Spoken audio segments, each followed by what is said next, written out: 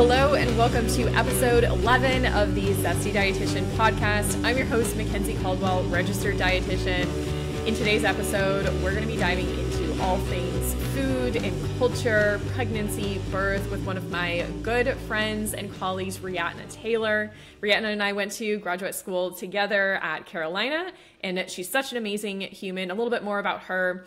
Reatna Taylor is a bilingual first-generation Panamanian-American registered dietitian with over 5 years of experience providing culturally sensitive nutrition care, particularly for Latino communities facing chronic conditions like type 2 diabetes, hypertension, and high cholesterol. She currently serves as the nutrition program manager and food pantry coordinator at Camino Salud, a community health center in Charlotte, North Carolina. In this role, she develops personalized nutrition plans, leads culturally focused cooking and wellness classes, and addresses food insecurity with a focus on health equity. Reatna earned her Master of Public Health from UNC Chapel Hill and her Bachelor's in Biology from Johnson C. Smith University. Her work is driven by a deep respect for culture, community, and the lived experience of those she serves. So let's dive into my episode with Reatna. Hey, Reatna, thanks so much for being on the podcast. No, thank you so much for having me. I'm really excited to talk more about just everything, pregnancy, childbirth, nutrition, all of it. Yeah, I'm so glad that you agreed to come on. We've been friends since grad school at Chapel Hill, and we have lots of things to rant about together. Of course, totally. Yeah, so I'm excited to get into things with you. So one thing that I ask all of my podcast guests is something I ask my patients in their first appointment, and that is, what are some of your favorite foods? Yeah, so I love this question. Pizza, by all means, is my all-time favorite. Mm-hmm. But being vegetarian, I have like just staples that I've loved even before being vegetarian. So like fried plantain, patacones, which is like fried green plantain. Coconut rice and beans, especially if it's made by my mom, is like those are my top three. Anytime, I could probably live off of solely that. But pizza is more all-inclusive. Nice. So pizza's number one, and then like your patacones and your coconut rice and beans. Right, exactly. Love that. That's delicious. I'm sure my mom would not be happy about that order, but wait, she doesn't have to know that you recorded this podcast episode. Awesome. And what are some of your favorite ways to move your body? So I've always loved dancing. I started dancing around 4, but crazy enough, I'm super self-conscious. So it's like a delicate balance where I'm just like super self-aware, and I'm like, I'm moving weird and I don't want people to watch me, but I really like to do it, and I've done it competitively as well. So I try to incorporate that in some type of way. I've recently got into like strength training, but I've found that like being a mom, it's been really hard to move the way I'd like to move, and also just like I'm just in a different place in my life. So I'm gradually finding ways to incorporate it back in, but it's been kind of like more sporadic, I would say. Yeah, for sure. I had no idea you were a dancer. Did you know I like to dance too? That I've done like ballet, adult ballet. Did we talk about this? I think maybe in grad school a little bit. Oh, a little bit. Okay. Yeah, I love that. Yeah. Yeah. Have you taken any classes in Charlotte? Any favorite studios? I feel like all of my muscle memory is gone and I cannot dance currently. That's how I feel, but I don't know how much of that is like there's no way that's normal true. Self-conscious. But I wanted to take an adult ballet class and do something to bring that back. But again, I'm finding that I'm trying to rediscover things that maybe I haven't revisited in a long time. Yeah. So yeah, that's definitely something on my mind.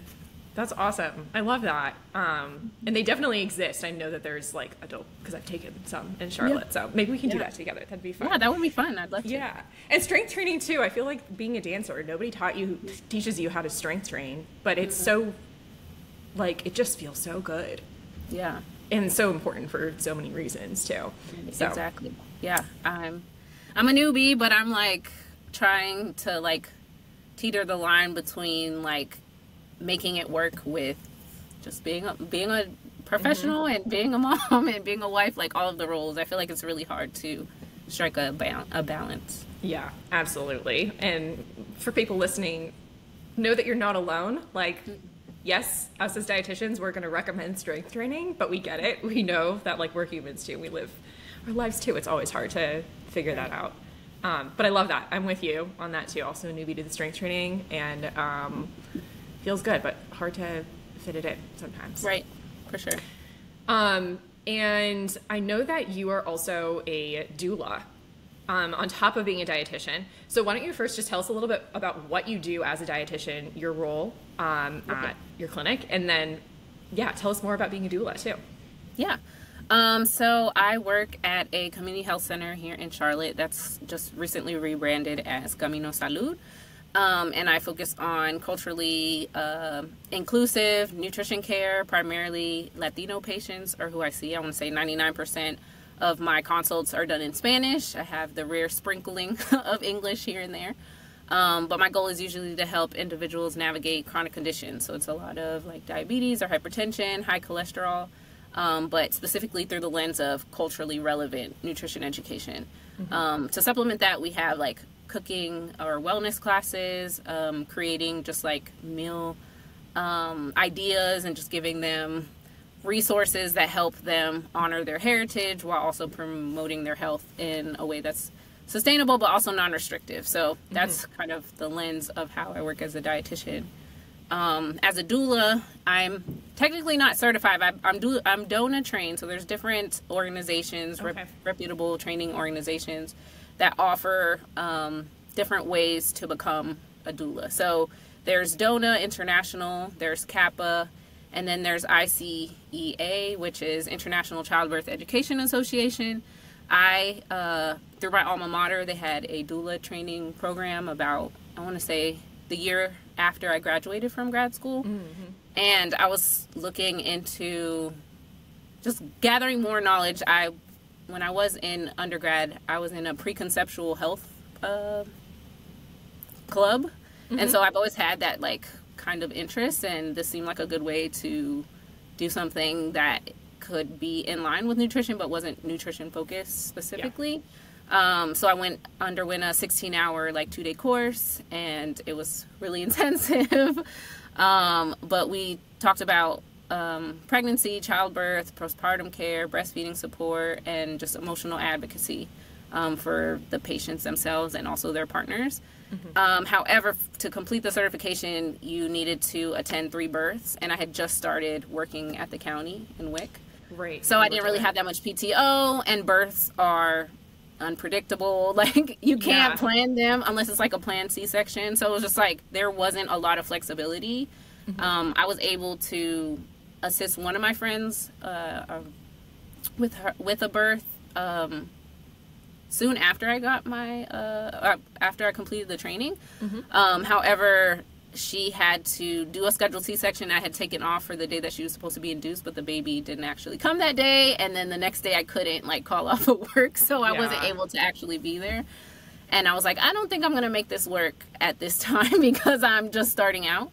So I wasn't able to. And then the next year I had a child, and it was just like so many things that I was like, okay, I'm not really in the space. Now that same program at Johnson C. Smith, they have a connection which is called like the Impact program, where they have like a structured program where you can get those births. So I'm looking to do that in the near future so that I can actually get my certification. But yeah, it is something that's very near and dear to me now that I've actually have children. I just feel like I'm feeling even more called to do it. I'm just trying to figure out how I'm gonna make that work. Yeah, absolutely. I mean, I totally relate being in that first job, like right out of grad school. It's like, okay, maybe I'll try some continuing education to like, I don't know, complete all of my 75 hours that we have to do for our RD credential. But then it's just like, what do you do?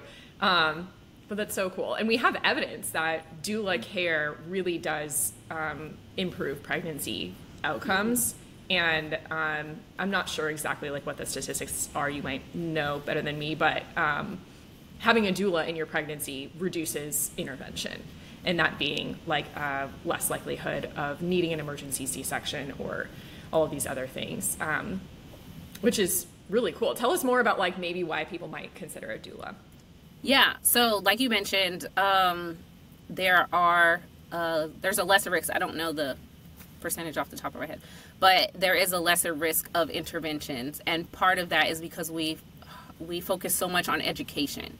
And I think one of the biggest things with pregnancy, or even just like prenatal or even postnatal or just perinatal in general, there's not a lot of discussion about what it means to care for your body. Like when you're trying to conceive intentionally or unintentionally, like what does that look like? And so with a doula, especially specifically for, well, there's different types of doulas. There's also prenatal doulas as well as postnatal or postpartum. So depending if you're, what phase you're in, but pregnancy doulas focus a lot on what is happening. Like these are the stages of birth. These are the different techniques that can be used to help you with the hip pain, help you with if your like ligaments are tight, or like here are ways to support your body via nutrition or just via different avenues, right? And so talking about prenatals, like why are they important to take? What are some recommended prenatals, or like just prenatal care in general, or like the glucose tolerance test? So all of the things that happen with pregnancy that maybe you have like What to Expect app and they tell you all the information, and you're a nerd like me and you want to read all of the things and you know all of the things. Or maybe you're just kind of like, okay, this is kind of new, and I go to my prenatal visits and I ask questions to my doctor, and like that's how you're getting information. Or maybe you're like reading books, or maybe you're just kind of more like, I don't need to know all the information. Either way, the doula is able to kind of gauge where you are. And the good thing about it is like a relationship. You start to like build this connection and trust with someone who's going to be there to help you advocate for yourself. They're not making decisions for you, but they're providing you the information so that you can make an informed decision and feel like you have the time to do that. And having been talking about these things like birth plans and like interventions, what those look like, what it means. So in the moment, if they come up, you're not like blindsided, like I have no idea what this is. Or like, we talked about this was our original plan, but this is what's being presented. How do you feel about that? Just having someone to be like the conduit. Yeah. And versus being like, okay, we're going to induce you. Like, what does that mean? And why is this being the case? Like, what are the risks of this? Which usually in the moment you don't have the headspace to be able to have these conversations. Yeah, absolutely. And then maybe there's a little bit of like pain support, or kind of like light massage techniques, or kind of literally just like walking you through breathing exercises during the actual labor process. And then I know there's postpartum doulas as well that might kind of come and help you out. Right. And that can look different to anyone, which is what I love. Yeah. I definitely associate it kind of like dating, I guess. Like when you're thinking about having a doula, doing interviews with several, seeing which ones you feel like you naturally click with or like mesh well with you is super important. Outside of just, having a doula in general. Yeah, absolutely. I think the education piece is so important. And I love when like I get to do some education with my patients while they're pregnant. But it's nice to have somebody else that's also kind of providing that and just building your little support team. Yeah. And then speaking of that team, I know that did you do 2 home births? I did one. I did one. So I've had a hospital birth and I've had a home birth. Okay. Yeah. Yeah. I would love for you to just talk to us about your like birth experiences. I know they're probably like super, like you could probably talk for an entire hour just about like one of them. Yeah. But just give us like in a nutshell, maybe a little bit of a taste of what your hospital birth was like, how the home birth went, like which one happened first, and just like why you chose to do the home birth in the first place. And like who your support teams were for either of your pregnancies. Yeah. So I feel like initially when I thought about pregnancy, especially in the age of like social media and all this, I was very enamored by the home birth process. But being a first-time mom, when I became pregnant, I was like, I don't know that I want this to be my first experience because I have no idea what birth is going to be like. Right. And so I felt comfortable with the OBGYN that I was seeing at the time. I knew that like regulations as far as OBGYN and home birth wasn't going to be a thing. Like, she wouldn't be the one who would be supporting me if I decided to go that route. So I just decided to stick with just a more traditional process. I would say my pregnancy was uneventful, pretty like normal, morning sickness, all of that, but it was like a pretty pleasant experience. And then birth, I would also say, was pretty, like, it wasn't terrible. But I feel like there was a lot of restrictions that that didn't sit well with me. So one thing was not being able to move freely. I was in the room, but I had like the little pole thing attached to me, the little monitor, periodically being stuck in the confines of the hospital room. Like, I could have walked the halls, but it's just like, it's just weird because it's a hospital. Like, it's not your own place. I wasn't able to really eat how I would have normally ate because I was in the hospital, and of course they have the restrictions of like, or some areas will allow you to eat, but others were like, you have to be strictly fluids because if they have to do anesthesia or you have to go under, then so there was that. And then I feel like being able to express myself, as far as the pain with contractions and all of that, when I was actually giving birth, I remember the delivering OBGYN telling me to like calm down or something when I was like yelling or like like expressing the pain, and it kind of like made me feel some type of way because I'm like, I shouldn't be limited to how I feel. I'm not trying to be dramatic, like it hurts and this is how I'm expressing myself. So I felt like it was a little limiting, even though everything else was like pretty normal. Right.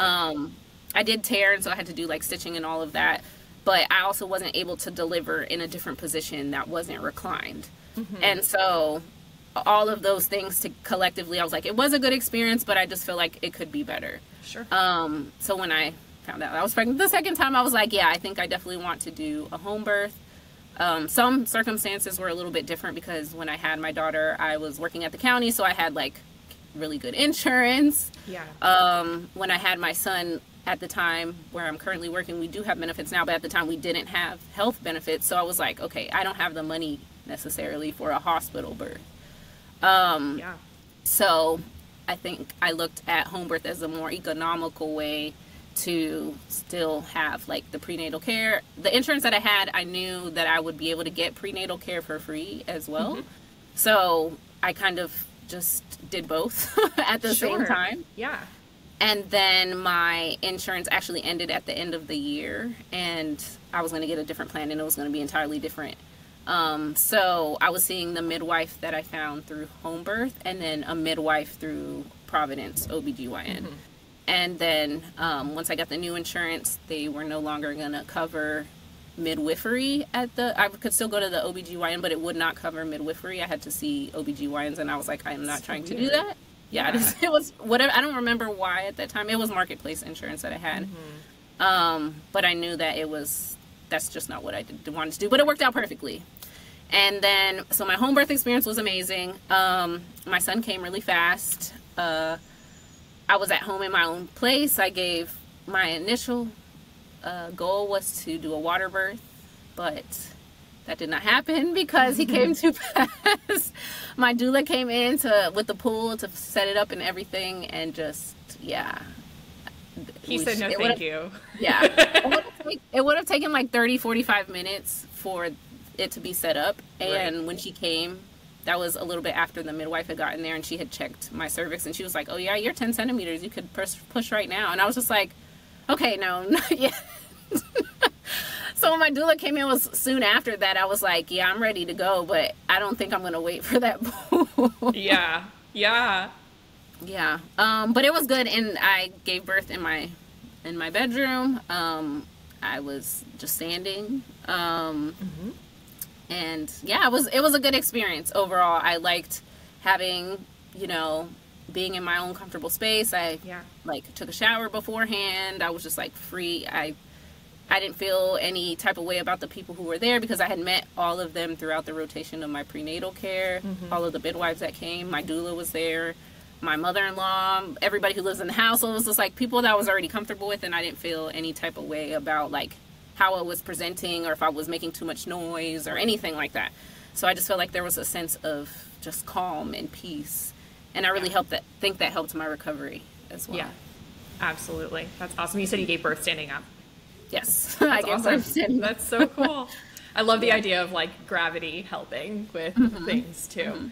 And I remember learning about, I forget what the name of this device is, but like indigenous women from Peru had this like special device where they would be able to squat and like hold like handles, which was really cool. I'm gonna have to like find what that's called and I'll put it in the show notes, but it's really interesting how like the history of different birthing positions and how maybe lying on your back isn't always beneficial. Maybe it's going to be beneficial for some circumstances for sure, but that's super cool.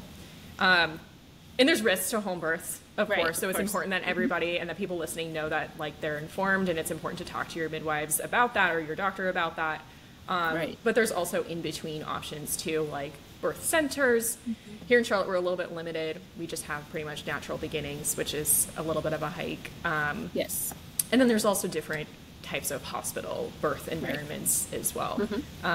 But it's cool to hear about people's experiences and, again, help people. Like, I think it's important that we share our stories so that everybody has the ability to make an informed decision about what's going to feel best. Exactly. Yeah. So it sounds like you had a doula for your second pregnancy. Did you also for your first? Yes, I had the same doula, actually.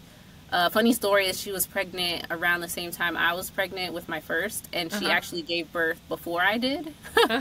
So she wasn't able to be my present doula. She was my doula throughout pregnancy, but for the actual birth, her backup doula is who ended up being there for me in the actual birth. But for the second one, she was she was there, present with her son in tow with her, which was great. Like, I loved that it's like a familiar, just like very comforting environment where it was just like all are welcome, and it's not like this sterile type of environment that I feel like can happen in a hospital setting. Sure. Yeah, absolutely. So it sounds like your team has varied somewhat. Sometimes it's been OBGYN care plus doula. Sometimes it's been different midwives depending on like insurance coverage, et cetera. But the doula has been kind of a constant for you in your pregnancies. Yeah. Awesome. Yeah. So go ahead. No, I was going to say going through the training, I already had that instilled in me. And I was like, I know the information, but it's not the same providing doula care for myself. So yeah, absolutely. Definitely invested in it. Yeah, absolutely. I love that. And if people did want to learn more about home birth, what resources would you recommend? Are there like any books or blogs or podcasts that you would recommend people listen to explore that option? Yeah. Well, I say definitely connect with your like local birth community first and foremost. I know this podcast, we're located in Charlotte, but I know Google's really helpful for having a start. But being able to engage actively with birth workers directly, whether that's in person or virtually, I think is the best way to figure out what midwife or what practice you align with, especially in North Carolina where regulations are a little more restrictive. So it's crucial to be able to actually understand the laws clearly and advocate for yourself and your choices. Here in Charlotte, my doula is Ase doula, and she has another doula that's working with her. So definitely recommend her in Charlotte. There's also Queen City Cocoa Beans Lactation Consultants. They have a lot of connections with doula and resources and birth workers in the community. So they would definitely be someone that I advocate for. Awesome. And then also local to Charlotte is the Mind Body Baby nonprofit, and they have a directory of a bunch of different providers, and they also do run a community doula program. I'm not exactly sure like specifically what that looks like, but I know that it's free doula services for people who can't afford it. I'm just not sure if it's like people go through like a group situation or what, but Mind Body Baby is great. They have a bunch of support groups, a lot of information too. And having gone through 2 pregnancies, if you could give one piece of advice to expecting parents about preparing for postpartum, what do you think that would be? This is a very hard topic, I guess, to talk about, because I feel like that's one of the things that I felt most blindsided about pregnancy was the postpartum period. I think that a lot of the emphasis throughout the pregnancy is on the baby, like doing things for the baby. But there's not enough emphasis on doing things for yourself or having space for yourself. So I think one of the most important things I would say is being able to have space to prioritize your own care and own well-being during postpartum. Because your own health and rest is essential for being able to effectively care for your newborn and caring for yourself. So I think being able to hear that you're not alone, like filling your own cup first, isn't something that should be seen as selfish. It's necessary. And I think that's one of the things that I didn't get to fully, like I wasn't fully aware of when I had my first. I think all the other things that come along with like your body changes and what that looks like after the fact is also really important. I think having a doula to be able to talk through those things, or even having like a close friend be able to feel comfortable enough to talk to you about those things and mention it.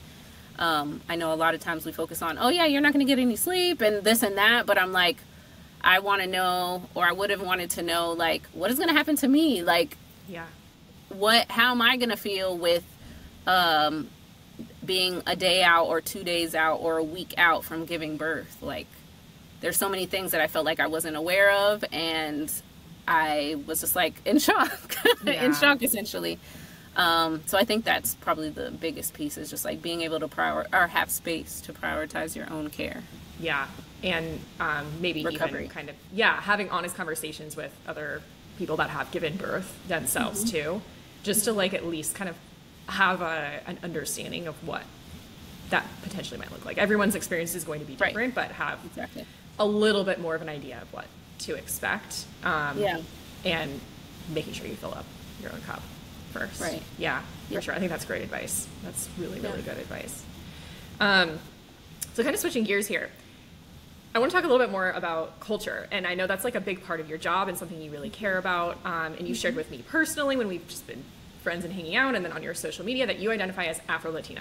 I don't think it's a term that a lot of people have heard before. So can you tell us, like, what does it mean to be Afro-Latina? Yeah, so specifically to me, and there's a lot of nuance in that. I feel like the language around being Black and Latina in the world today has shifted drastically. And so I think it's important to listen to people when they talk about their own experience and not umbrella, which we tend to do. But for me, being Afro-Latina means that my heritage is both rooted in Latin American culture, specifically Panamanian cultures, because both of my parents are from Panama, and then African ancestry. It shapes almost all of my identity for the most part, and a lot of my experiences, particularly how I like navigate just how I present culturally, language, just connections within the community. But that's also brought with it experiencing and addressing complexities around race and ethnicity. So mentioning that I work for a primarily Latino health center, I still get questions every day on how and why I know how to speak Spanish and that I speak well, and all of these things that are just kind of like somewhat microaggressions that I've had to just kind of navigate, but also not let it like knock me down, like just not use it as a thing that I feel like a lot of people tend to think, not that it's a positive thing, but like really negatively about it, and I try not to like let it trip me up or bother me. I'm just like, they might not know, like I don't think they're trying to be malicious, but sometimes it can feel very just I don't know. I can't even express the word of how it can feel. But it might be sometimes exhausting to have to like explain yourself over and over and over again. Yeah. Or feel like just unseen.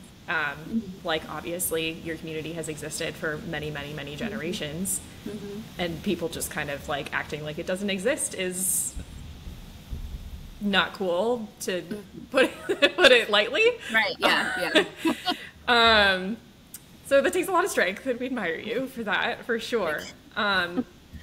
And your background brings a ton of like richness to your experience, just like as a friend. It's cool to just like hear about the way that you raise your children. And I'm just like, I'm a nerd about that. And I love hearing about cultural foods and watching your daughter eat, like sitting at Optimist Hall and watching her eat a bowl of like rice and beans is like just, and plantains was just like completely different than anything I ever grew up with. So it's cool. In your own words, how do you feel like your culture affects your work as a dietitian? Yeah, I mean, I think it adds, like you mentioned, like a richness or just like a wisdom or at least just like empathy. Yeah. Regarding like, okay, this is something that you're used to doing, you're accustomed to doing, your mom did it, your aunts did it, your cousins do it. You can talk to people and relate to that. So having that as some introspection, I feel like that really helps me just show up for my clients. And show up for myself, because I feel like a lot of these things are, if I were in the other shoes type of thing, like these are things I would wish someone would tell me about health and nutrition and just the Latin experience in general. So I feel like it really helps me to come from a place of understanding, being able to hold space for them to honor traditions and things that they just culturally do and just structurally have done for millennia, or just like things that they're just accustomed to doing. Yeah.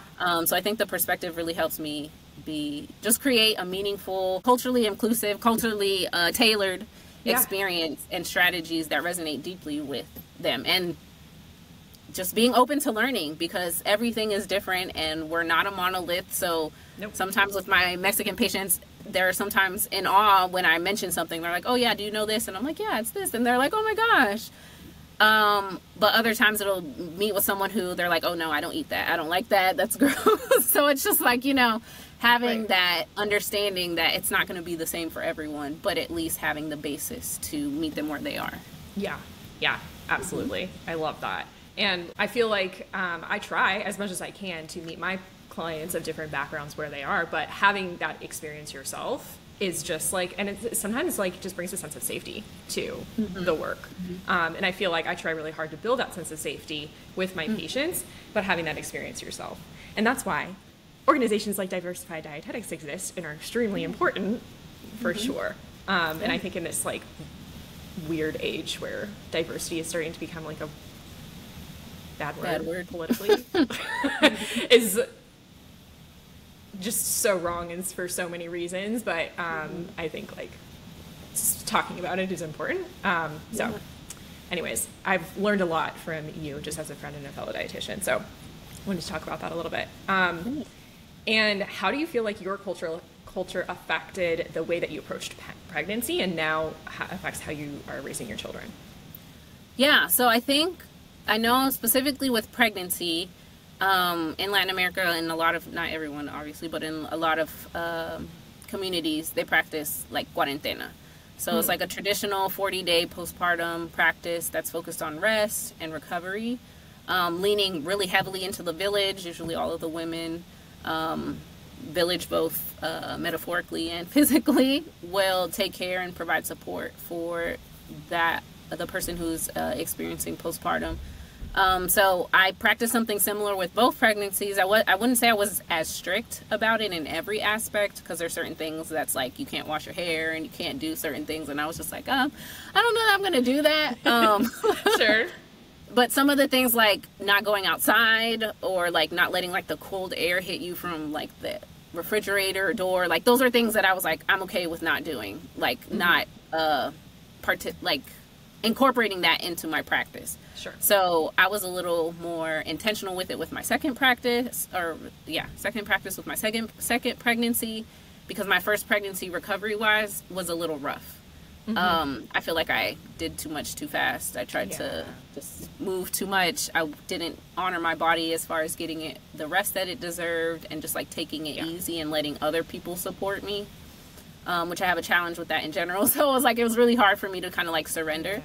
And I think second time around, I was like, okay, I really want to embrace what this is providing for me, which is rest and recovery and being able to, show up for myself. So I focused a lot on like just prioritizing rest, not doing anything strenuous except for gentle movements. Consuming warm and nourishing foods made a huge difference in my recovery compared to my first pregnancy. I just don't think I was as intentional. One of the things that I consumed both times, but I feel like I was more intentional on the second time around, was a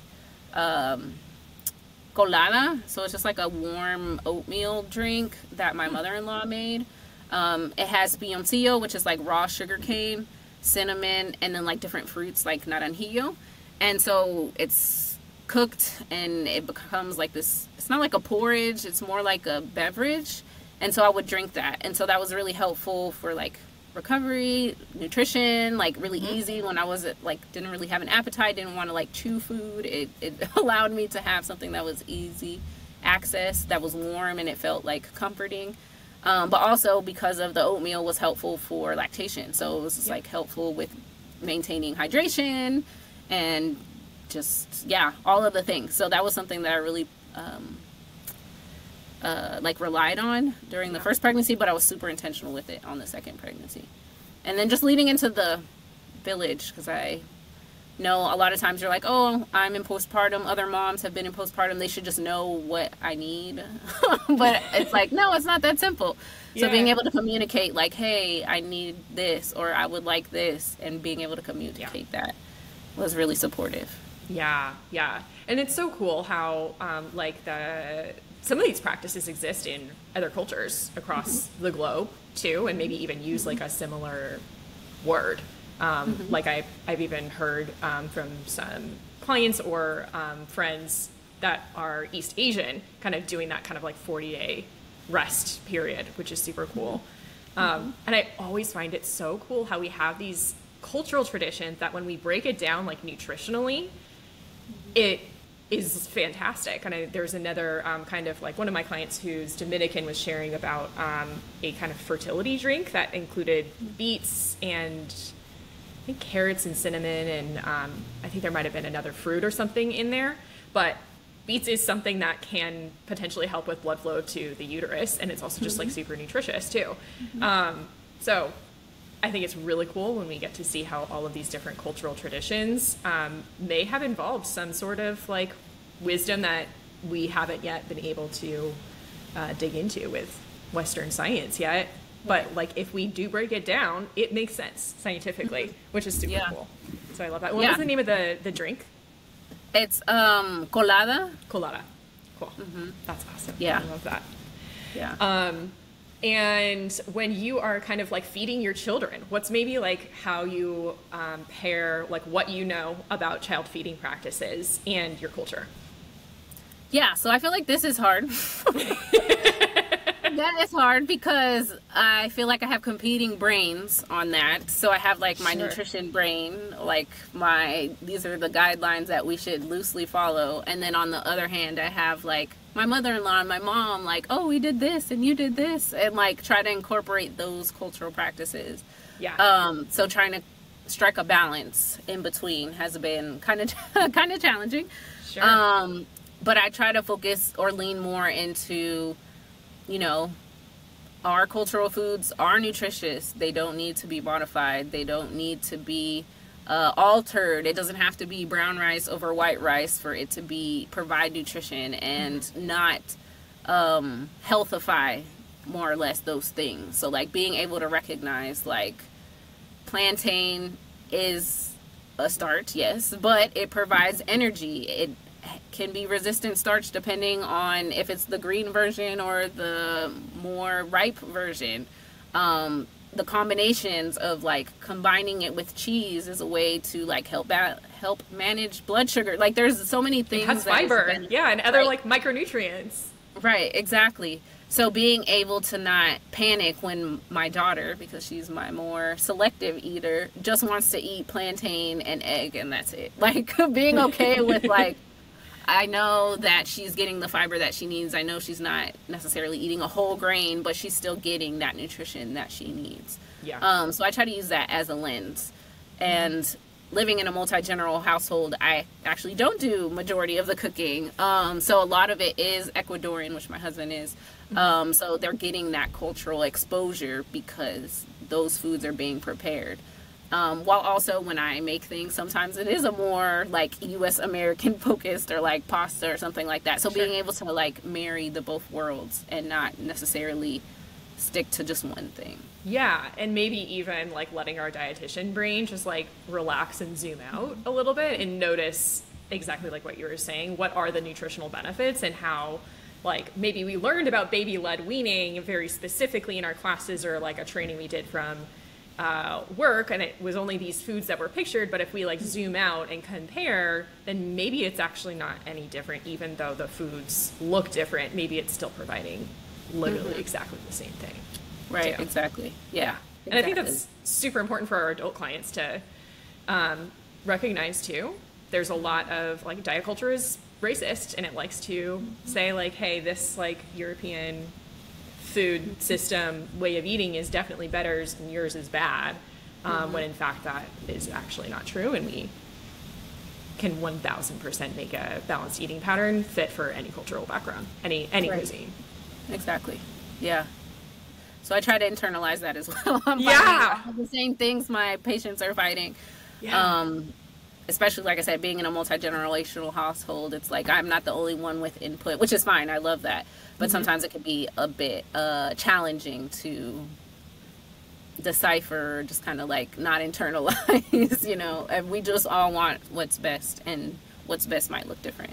Yeah, absolutely. I love that. Well, thank you so much for sharing so much about, like, these are intimate subjects, so thank you so much for letting me put it on the internet. About your cultural and your background and your pregnancy experiences. It's so cool to learn more about, and I even like learned more about you just like as my friend in this. So this is super fun. I love that. Anything else that you would like to end this podcast with and leave our audience with? Yeah, so this is something that I also need to internalize and say to myself, so this is why I'm sharing it. But I really encourage everyone listening, especially those who are navigating pregnancy, postpartum, or just parenthood, to give themselves grace. Give themselves grace. Health, nutrition, parenting, none of it has to be perfect. Just authentic, supportive, and rooted in compassion for yourself, but also for those around you who are sharing in this journey with you. So that's what I'm sharing, and hopefully internalize as well, because it can be challenging. Absolutely. Yeah. Well, thank you so much again, Reatna. And you don't have public social media right now, correct? No. I mean, I do have my just like work,